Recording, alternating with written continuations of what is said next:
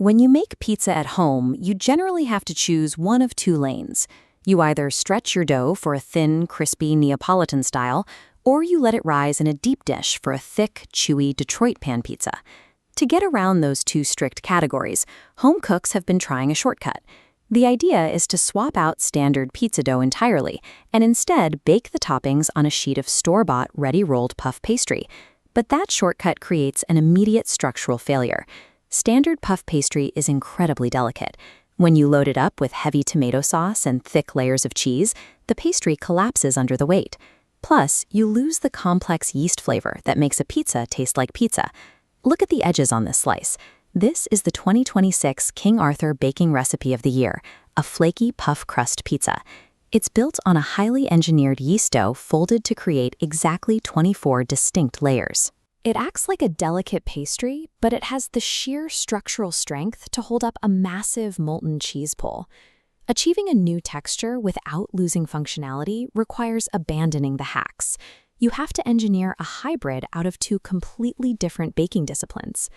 The first variable required to build this hybrid is the base ingredient, a specific Italian-style 00 pizza flour.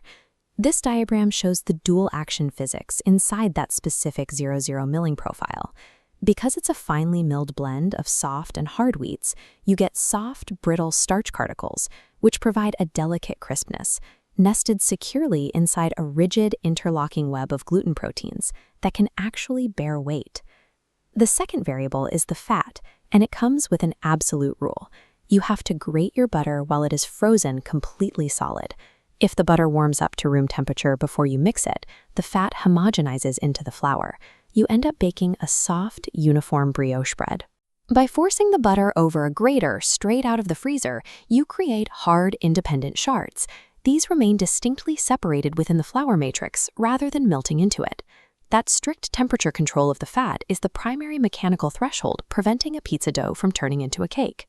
Once the dough is mixed, you have to physically trap those frozen shards of butter inside it using a geometric technique called a letter fold. This schematic breaks down the math of lamination.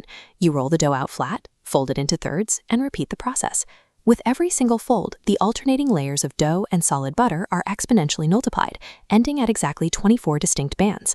After a short rest, the entire structure goes into a dark, highly heat-conductive Lloyd pan and right into an oven preheated to 475 degrees. Hitting those cold butter shards with that sudden, intense heat triggers a massive thermodynamic reaction. Butter contains a significant percentage of water trapped within its fat solids. At 475 degrees, that water instantly vaporizes. That vapor expands into steam, physically forcing the 24 layers of dough apart like an accordion in the window before the gluten network hardens and sets into place. This signature puff is a physical phase change, where water expanding into gas restructures the dough in seconds. Because so much physics went into creating that expansion, the topping strategy must be restrained. A minimal layer of sauce and measured amounts of cheese prevent heavy moisture from suppressing the pastry's rise. Look closely at this finished surface. The moment this highly textured crust comes out of the oven, it gets finished with a garlic basil oil. The residual heat of the golden dough immediately cooks the oil, which blooms and releases its aromatics directly into the air. This recipe is the result of a rigorous test kitchen process, spanning more than 70 iterations.